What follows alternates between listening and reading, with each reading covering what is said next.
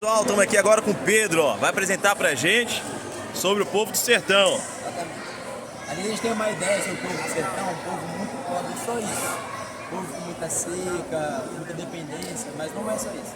O povo do sertão é um povo muito rico na questão de cultura, na questão de trabalho, etc.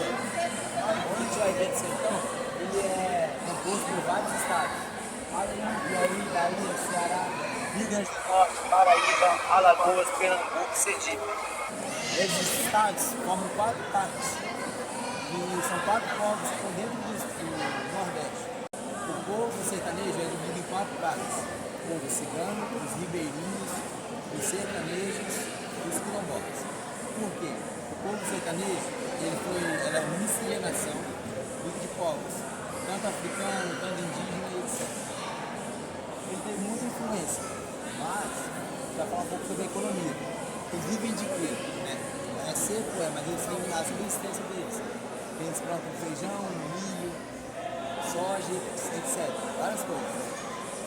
E também eles, na parte mais rica, depois sempre ali, a parte mais seca. A parte mais rica é a parte litoral. A parte litoral ali, ó, é a parte mais rica. Aqui no centro é a parte mais seca. A parte do centro é onde eles plantam geralmente feijão, milho, entre outros. Por conta de quê? Não chove muito.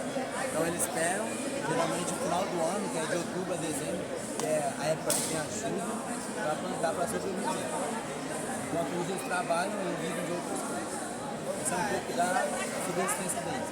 Eles também têm muito forte a questão da pecuária, a criação de gados e cabrivinhos, que é a criação de cabra, bode e ovelha.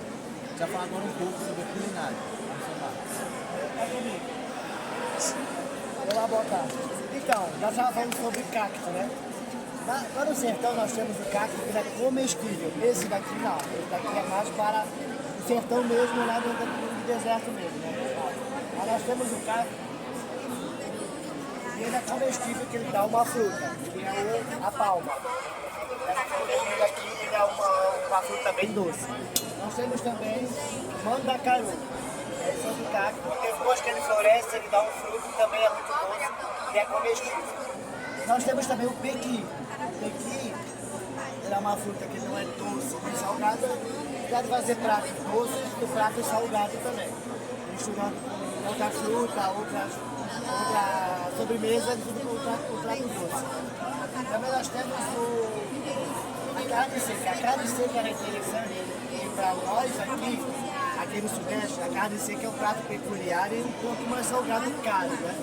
Mas lá para eles se tornou uma necessidade, porque, por exemplo, hoje em dia, antigamente, não tinha refrigeração lá. Então, para conservar a carne, eles tacam sal para não perder os nutrientes delas, entendeu? E ela dura mais tempo para sustento, né? Sustento da sua família. Também nós temos a buchada de bode, que é o bucho. Delícia, hein? Também pode ser recheada com os miúdos de porco, né? E outros também. Também nós temos aqui o cuscuz salgado, que é uma farinha também de milho com carne seca, desfiada. Aqui a cuscuzeira, né? É muito famoso lá o cuscuz do sertão. O cafezinho toda casa tem que ter, né? O fogão a lenha, né? E aqui, para depois de vocês, na próxima visita aqui da nossa barraca, vai ter a degustação do nosso cuscuz e do nosso cafezinho, tá bom? Ó, cuscuzinho aqui, ó. Tá bom? Eita, coisa boa! Eu vou dizer como ficou bom, hein?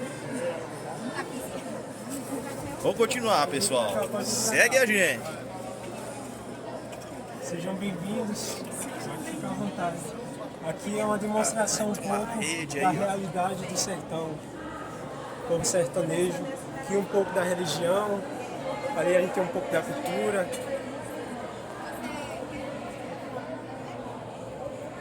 Um pouco da cultura. Aqui a casa em si, a gente está tentando simbolizar, trazer um pouco da realidade para vocês do povo sertanejo. E aí, o povo sertanejo, a gente vai trazer um pouco sobre a cultura, um pouco sobre a religião e um pouco sobre a realidade de como eles vivem lá. Porque muitos pensam que o povo sertanejo só vive um povo miserável. mas na verdade é um povo muito alegre, o sertanejo. Eles vivem muito bem e felizes com a realidade deles. O maior problema do sertão hoje é a mentalidade do povo sertanejo. Porque o povo sertanejo hoje precisa de educação, o povo sertanejo hoje precisa saber administrar aquilo que chega em suas mãos. E hoje a Bianca vai falar um pouco para vocês sobre a nossa religião. Tá? Fica melhor para vocês. Um pouco da religião. Eu gostaria de falar um pouco sobre a religião, né? A predominância é o catolicismo, embora também tem outras religiões, como o espiritismo e outras religiões, né, que o povo quilombola vou trazendo dentro da cultura, e também africanas. Aqui temos a representação de alguns santos, especificamente da Igreja Católica. Esse aqui é São João Batista. Esse daqui é São Pedro. Esse daqui Cosmo e Damião. Esse aqui é São Sebastião, conhecido como casamenteiro, né? Enfim.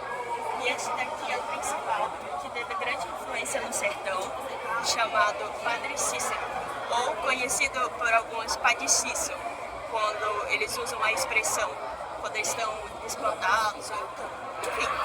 Eles soltam naturalmente da boca deles isso, porque ele teve grande influência na religião, ele também teve grande influência na política, e ele também teve grande influência no cangaço.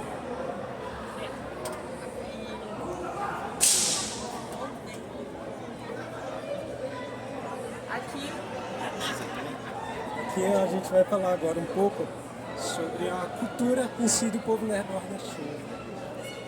A cultura, ela é rica em música, um dos ritmos mais culturais e famosos é o xoxo, o baião, é o samba de coco, também é muito conhecido lá e é forte também no estado de Pernambuco, no Ceará, no sertão nordestino em si. Aqui a gente trouxe algumas representações, algumas imagens. A gente tem aqui Luiz Gonzaga, que é o rei do baião, muito conhecido em todo o Brasil.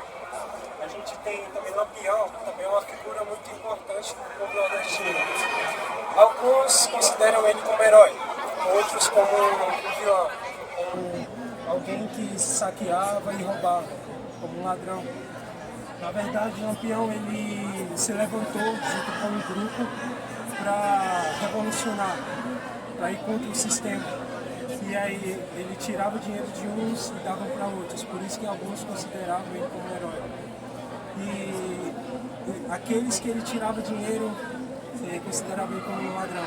E aí não tem assim incerto. Se você for falar com uns, pode considerar ele como um herói. Falar com outros, pode considerar ele como um vilão. E aqui a gente apenas uma imagem que é muito forte lá no sertão nordestino, é o São João, a festa de São João, a festa do milho, os bonecos de Olinda, é muito forte em si na cultura. E todo ano eles sempre fazem essas mesmas festas, né, que vai gente de todo o país, todo o Brasil, para se concentrar ali na região nordestina, para participar dessa grande festa. E o povo nordestino hoje tem uma necessidade do evangelho. É um povo que é muito forte na sua cultura e na sua origem, mas é um povo que ainda não tem Jesus como centro.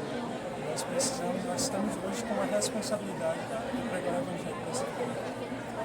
E aqui a gente, como agora vocês viram a parte da origem, agora a gente vai apresentar a necessidade. Se vocês puderem ver mais pra frente, a gente aqui tem um banner que a gente especificou a parte da missão AMES. Não sei se alguns de vocês já conhecem ou escutaram, mas a missão AMES é uma agência. Ela é uma agência missionária evangélica que trabalha ativamente no sertão. Hoje em dia eles contam com 294 missionários fixos no sertão. Como a gente viu, o Pedro ele explicou para vocês em que partes do sertão, em vários estados ele está espalhado. Mas hoje, ativamente, eles trabalham na Bahia, Pernambuco, Piauí e Paraíba. Mas esses 294 missionários que atuam no campo, 2 casais saíram daqui, da nossa escola, nosso seminário, que é a Fernanda e o Val, e a Luciana e a Thaís. Hoje em dia eles atuam no Pernambuco e outros no Paraty, no estado do Paraty. O Val e a Fernanda, eles desenvolvem um trabalho de ferramenta, o jiu-jitsu, né? O jiu-jitsu hoje em dia ele é muito conhecido, mas ela é uma ferramenta de evangelismo do povo sertanejo. Aqui, inclusive, a gente deixou um QR Code para quem quiser acompanhar eles nas redes sociais, né, para entender mais um pouco sobre o trabalho deles. E como a necessidade é grande no sertão, o sertão, ele não, o sertanejo, ele não somente tem as pessoas, mas temos os quilombolas, temos os ribeirinhos, os ciganos, os indígenas, todos eles fazem parte do sertão. O sertão em si, a agência missionária da AMIS, ela trabalha hoje em dia com 62 igrejas. Elas têm 62 igrejas espalhadas em todos os 4 estados, fixos, onde os nossos missionários também saíram daqui. Como que eles foram parar lá? Como que eles conheceram a missão nossa? Durante todos os anos, uma vez ao ano, tem uma caravana que acontece em convênio. A nossa escola missionária, o SDC, ela tem um convênio com a missão AMIS, onde eles desenvolvem uma caravana voluntária todos os anos, que consiste de 7 a 8 dias. Onde eles vão, trabalham com crianças, trabalham barbearia, evangelismo, até inclusive, né, de odontologia, né, cuidado dos dentes. Né? E como que essas pessoas elas têm essa eficácia lá no sertão? Pelo fato de ser uma caravana, no sertão as pessoas elas têm muito essa questão de como elas já se conhecem entre todos, elas têm uma certa, como dizer, uma certa resistência para as pessoas que já moram lá. Né?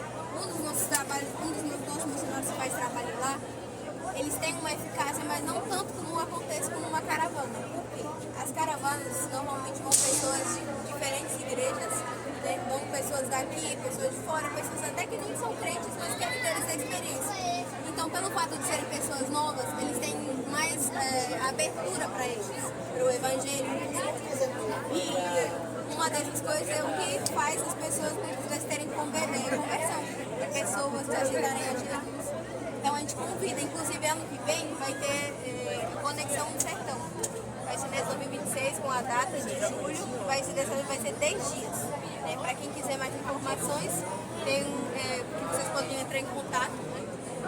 Mas em si o sertão ele tem uma necessidade muito grande. Um dos trabalhos que se desenvolve é através da missão AMIS, mas tem muitos outros, a gente decidiu especificar eles para quem quiser saber e quem quiser se envolver e dispor do seu coração para